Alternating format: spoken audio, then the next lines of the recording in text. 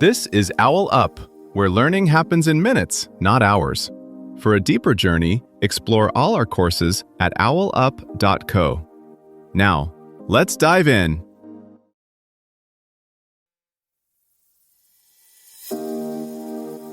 Welcome back to Chapter 2 of our series, Simulating Space Environments in Your Lab.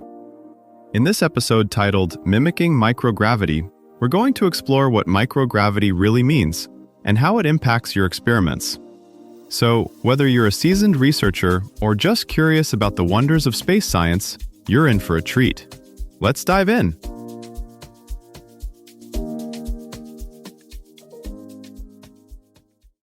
Astronauts in orbit aren't truly weightless.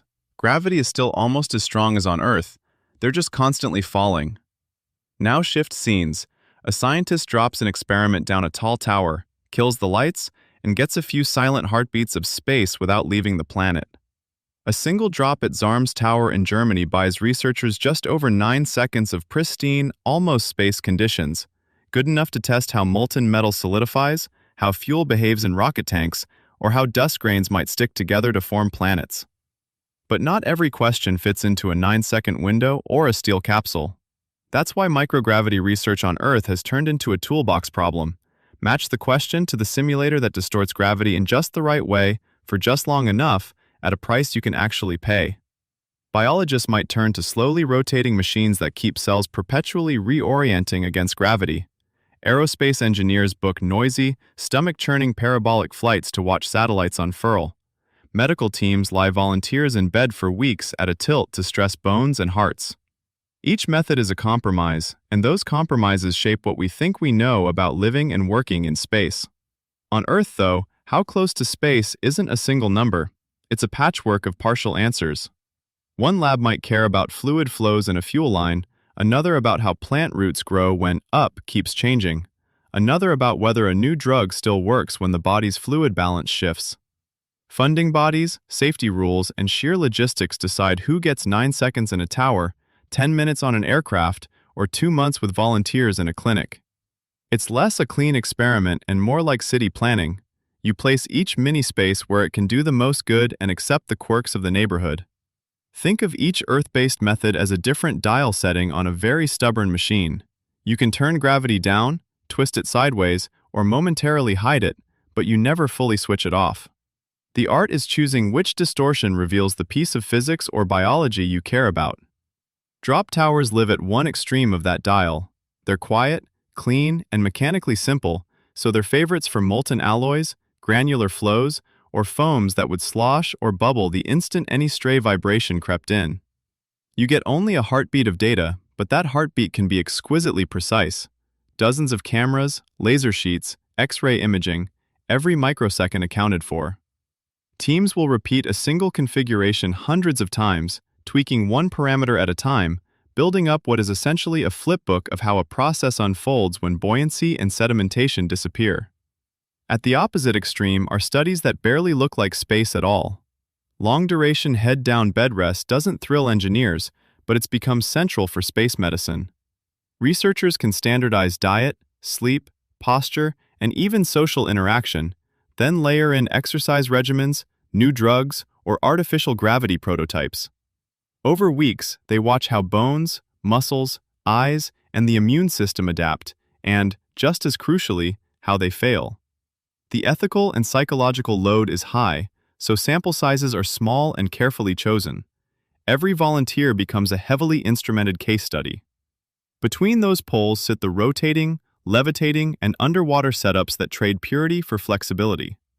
A clinostat might let plant biologists grow hundreds of seedlings in parallel, scanning for which genetic tweaks blunt gravity sensing. Magnetic levitation can keep a single animal or fragile crystal hovering for hours, but demands heroic engineering and power budgets. Neutral buoyancy pools, meanwhile, are less about fooling the body and more about choreography, rehearsing cable management, tool swaps, and don't lose that bolt routines in a 3D volume that stands in for the outside of a station the way a wind tunnel stands in for the open sky. Each approach answers a narrow slice of the space life question. The big picture only emerges when you stack these slices carefully and notice where they disagree. A good way to see how these tools complement each other is to follow a single research thread as it moves across platforms. Take spacecraft fuel management. An engineer might first use a desktop rotating wall bioreactor as a stand-in testbed for how slosh-damping structures interact with complex fluids, because it's cheap and runs for days. Promising designs then graduate to a sounding rocket flight, where full-scale tanks face real launch vibrations and thermal swings. Only the survivors justify precious minutes on a parabolic campaign, where human operators practice valve sequences and emergency procedures. In parallel, mission planners borrow data from head-down bed rest studies to predict how a deconditioned crew will actually perform those procedures after months away from Earth.